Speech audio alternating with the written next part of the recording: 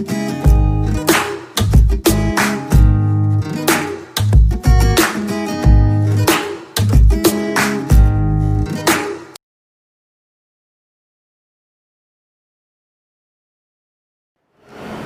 वालेकुम students, intermediate part first chapter number 2 experimental techniques हम लोग डिस्कस कर रहे हैं। हम लोगों ने लास्ट टॉपिक में जो है हमें फिल्ट्रेशन और क्रिस्टलाइजेशन के बारे में इन डिटेल डिस्कशन की थी। आज का जो हमारा टॉपिक है वो होगा सब्लिमेशन के हवाले से। स्टूडेंट्स, दो टॉपिक हमने डिस्कस करने हैं, शॉर्ट टॉपिक हैं इस चैप्टर में से। वैसे भी आपके पास बोर्ड वाइज जो क्वेश्चन अगर देखे जाएँ तो शॉर्ट क्वेश्चन वाइज आते हैं, तो इसलिए आज हमारा जो टॉपिक है sublimation. Sublimation is the transition of substance directly from solid to gas state without passing through a liquid state। तो बेसिकली ये एक ट्रांजिशनिंग स्टेट होती है जिसके अंदर आपके पास जो सॉलिड होता है वो डायरेक्टली कन्वर्ट हो जाता है गैशियस स्टेट के अंदर without passing through the liquid state. अब गैशियस स्टेट का मतलब वेपराइज होना, यानी कि सॉलिड जो है वो आपके पास डायरेक्टली वेपराइज हो जाता है, ना कि मेल्ट होके वो लिक्विड फेज में आता है। जबकि आमतौर पे हम देखते हैं कि जो हमारे पास आइस है वो एक सॉलिड है। से फॉर एग्जांपल हमारे पास जो वाटर की आइस होती है वो आपके पास सॉलिड फॉर्म में होती है। जब उसे हम एक मखसूस टेम्परेचर पे लेके आते हैं, लाइक 0 डिग्री पे, आपके पास एक ट्रांजिशनिंग स्टेट होती है कि जो आइस है वो सॉलिड और लिक्विड दोनों स्टेट में डायनामिक इक्विलिब्रियम में पाई जाती है। तो क्या होता है कि आपके पास जो आइस है वो मेल्ट होकर लिक्विड स्टेट में आ जाती है।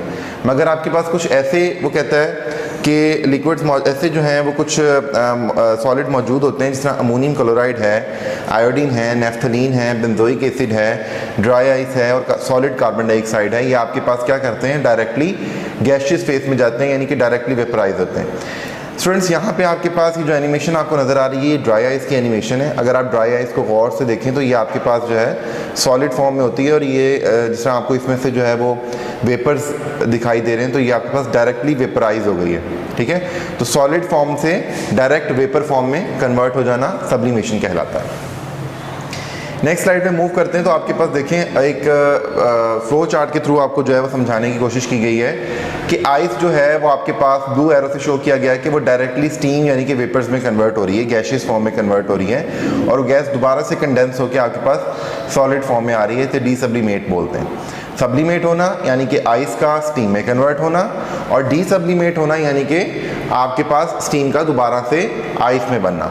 जबकि जो एक कन्वेंशन है वो आपके पास इस तरह से है कि आइस मेल्ट होती है, वो वाटर यानी कि लिक्विड फेज में आती है, और लिक्विड फेज जो है वो एवेपोरेट होकर स्टीम में आता है। और अगर देखा जाए तो स्टीम जो है वो कंडेंस होकर लिक्विड बनती है, और लिक्विड दोबारा से जो है सॉलिडिफाई होता है। मगर इस एक लॉन्ग पाथ को बाईपास करके अगर आइस डायरेक्टली जो है आपके पास स्टीम में कन्वर्ट हो रही है, और स्टीम डायरेक्टली जो है वो डीसब्लिमेट होके आइस में कन्वर्ट हो रही है, तो ये स्टूडेंट्स आपके पास सब्लिमेशन का प्रोसेस कहलाता है। प्रोसेस क्या होता है जी, इसके अंदर आपके सामने स्टूडेंट्स ये एक डायग्राम शो की गई है। इसके अंदर आप देखें ट्राइपॉड स्टैंड नज़र आएगा आपको, इसके नीचे आपको बंसन बर्नर नज़र आ रहा होगा। अब इसके साथ आप देखें तो हमारे पास जो ऑपरेटर्स है उसमें सैंड बाथ मौजूद है, वॉश ग्लास मौजूद है। क्रूड सब्सटेंस का मतलब होता है जो भी सब्सटेंस को आप सब्लिमेट करवाना चाह रहे हैं, ये उसका जिक्र कर रहे हैं यहाँ पे। यहाँ पे आपके पास जो इन्वर्टेड फनल रखी गई है, ये जो फनल को हम डिस्कस करके आए थे क्रिस्टलाइजेशन के प्रोसेस में, उसको हमने इन्वर्ट करके यानी कि उल्टा करके रखा गया, इन्वर्ट करके रख दिया गया है वॉच ग्लास के ऊपर, और वॉच ग्लास को रख दिया गया है सैंड बाथ पे, और सैंड बाथ आपके पास कहाँ पे प्लेस किया गया है, ट्राइपॉड स्टैंड पे। अच्छा, इसके जो आपकी इन्वर्टेड फनल है इसके इर्द गिर्द आपने जो है वो क्या लगा देनी है, वेट कॉटन लगा देनी है, और जो इसका स्टेम की ओपनिंग होती है उसको भी आपने कॉटन प्लग से जो है वो बंद कर देना है। जब आप इसको हीट करते हैं, इसको सैंड बाथ में रखने का मतलब यही था कि स्टूडेंट्स आपके पास एक कॉन्टिन्यूस और एक इवन जो है वो हीटिंग जो है वो प्रोसेस हो।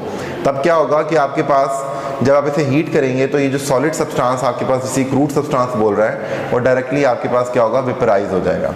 और ये जो कॉटन है ये उसको आपको नज़र आ रही होगी यहाँ पे जो कॉटन लगी हुई है, वेट कॉटन, ये उसको दोबारा से डीसब्लिमेट करने के लिए अहम किरदार अदा करेगी। स्टूडेंट, नेक्स्ट टॉपिक जो आज का हमारा है वो हमारे पास है सॉल्वेंट एक्सट्रैक्शन के हवाले से। तो solvent extraction is a method to separate compounds based on their relative solubilities into different immiscible liquids, usually water and an organic solvent. तो बेसिकली सॉल्वेंट और एक्सट्रैक्शन का मतलब होता है किसी चीज़ में से निकालना। अब हम लोगों ने सॉल्वेंट, इसको हम लिक्विड एक्सट्रैक्शन भी बोलते हैं, यानी कि एक लिक्विड में से दूसरे लिक्विड को सेपरेट आउट करना। दूसरा लिक्विड कौन सा है, जो हमारा डिज़ायर्ड सॉल्वेंट होगा उसको हम लोग निकालना चाह रहे हैं। किसमें से? जो हमें नहीं चाहिए उसमें से। अब यहाँ पर जो वाटर होता है बेसिकली वो आपके पास फर्स्ट लिक्विड कहलाएगा, और सेकंड लिक्विड जिसका हम जिक्र कर रहे हैं वो कोई भी ऑर्गेनिक सॉल्वेंट होगा जो आप लोगों ने उसमें से एक्सट्रैक्ट करना है। यूजुअली कहता है it is done by placing a solution and second liquid in a separating funnel. Student, second liquid यहाँ पर ऑर्गेनिक सॉल्वेंट का जिक्र, और सॉल्यूशन जो है वो वाटर और ऑर्गेनिक सॉल्वेंट का एक सॉल्यूशन का जिक्र कर रहा है यहाँ पे। सेपरेटिंग फनल क्या होती है इसको भी हम देखेंगे भी आगे। Separating funnel is tapered and shaken together. अच्छा, आपके पास जो सेपरेटिंग फनल होती है, नेक्स्ट स्लाइड में आपको उसकी डायग्राम भी नजर आएगी स्टूडेंट्स। तो क्या होता है कि सेपरेटिंग फनल को आपने स्टॉपर की मदद से बंद करना है और उसको अच्छी तरह शेक करना है। तो वो कहता है ईथर एक्सट्रैक्शन जो है वो इसकी कॉमन एग्जांपल है, और इस एक्सट्रैक्शन को जो है वो लिक्विड लिक्विड एक्सट्रैक्शन का नाम भी दिया जाता है, क्योंकि इसके अंदर अगर आप देखें तो ईथर भी लिक्विड की फॉर्म में है, और ईथर को जिस हम सोल्यूशन से निकाल रहे हैं वो भी डेफिनेटली जो है वो लिक्विड फॉर्म में पाया जाता है।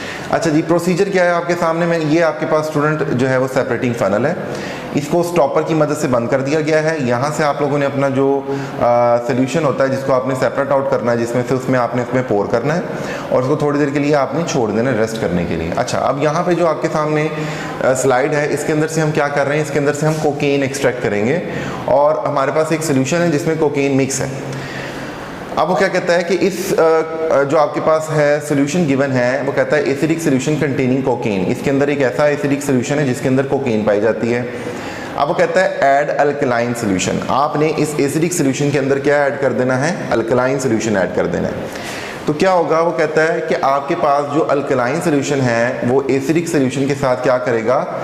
बॉन्डिंग कर लेगा, उसके साथ उसके अंदर डिसॉल्व हो जाएगा। अब क्या होगा? जो कोकेन है वो प्रेसिपिटेट आउट हो जाएगी।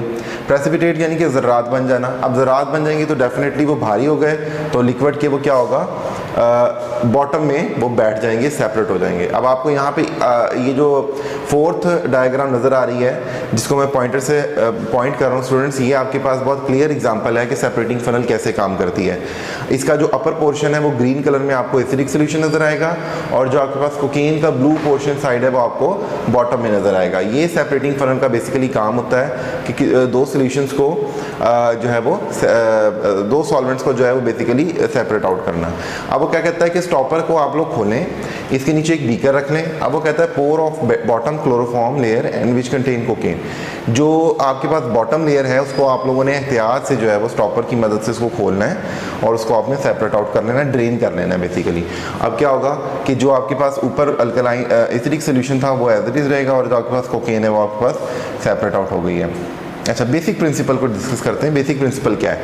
वो कहता है डिस्ट्रीब्यूशन लॉ जो है वो इसके ऊपर उस पर ही अमल करता है। इसे नर्नेस्ट डिस्ट्रीब्यूशन भी कहा जाता है law. This law was first given by Nernst who studied the distribution of several solutes between the different appropriate pairs of solvent, यानी कि मुख्तलिफ किस्म के उसने सॉल्वेंट के पेयर लिए और उसने उनके ऊपर ये लॉ अप्लाई करके जो है उनको स्टडी किया कि सॉल्वेंट को हम कैसे एक्सट्रैक्ट कर सकते हैं। अब ये डिस्ट्रीब्यूशन लॉ हमें क्या बताता है? वो कहता है solute distribute itself between two immiscible liquids in a constant ratio of concentration irrespective of the amount of solute added. यानी कि वो कहता है कि आपके पास जो सोल्यूट होता है वो अपने आप को दो इमिसिबल लिक्विड्स जो आपस में हल पजीर नहीं होते, उनके अंदर से एक कांस्टेंट रेशियो के हिसाब से इस तरह से वो अपने आप को अलग कर लेता है, और इस पर फ़र्क नहीं पड़ता कि हम सोल्यूट की कितनी जो मिकदार है उसको उसमें ऐड किया गया है। वो कहता है पार्टीशन कोफिशिएंट के बारे में भी डिस्कस करता है। पार्टीशन कोफिशिएंट या distribution coefficient students is the ratio of concentration of compound in a mixture of two immiscible solvents at equilibrium. इसका नेक्स्ट स्लाइड में आपको फार्मूला भी मिल जाएगा। This ratio is therefore a comparison of solubilities of solute in these two liquids. अगर आप इसको देखें तो ये आपका जो नेक्स्ट स्लाइड, आपको जो नेक्स्ट पेज होगा आपकी बुक में, उसमें आपको इसके रिलेटेड जो है एक एग्जांपल मिलेगी हाइड्रोजन आयोडाइड की। उसके अंदर स्टूडेंट्स आपके पास पार्टीशन कोफिशिएंट या डिस्ट्रीब्यूशन कोफिशिएंट जो है वो आपको वो एग्जांपल के थ्रू आप लोगों ने जो है उसको स्टडी करना है। आई होप स्टूडेंट आपको आज का लेक्चर समझ आ गया होगा। अगर किसी भी किस्म का कोई क्यूरी हो, कोई क्वेश्चन हो, या आप लोगों ने जो है वो कमेंट सेक्शन में पूछ लेना है। आज का जो टॉपिक थे दोनों हमने जो कवर किए, आप लोग ये याद रखें, ये शॉर्ट क्वेश्चन वाइज हम लोग तैयार कर रहे हैं चैप्टर, क्योंकि इसके अंदर जो है वो आपके पास according to board pairing scheme आपके पास इसमें से लॉन्ग क्वेश्चन नहीं आता। तो शॉर्ट क्वेश्चन आपने ऐसे तैयार करने हैं कि आपने लाइन वाइज जो है हर टॉपिक को डील करना है, ताकि उसमें से आप मज़ीद जो शॉर्ट क्वेश्चन हैं जो आपको लगता है कि आ सकते हैं MCQs वाइज भी, आपने उसको खुद से अपने नोट्स जो है प्रिपेयर करने हैं MCQs वाइज ख़ास तौर पे। तो तब तक के लिए स्टूडेंट्स अल्लाह हाफिज़। आई होप कि कोई प्रॉब्लम आपको नहीं होगी।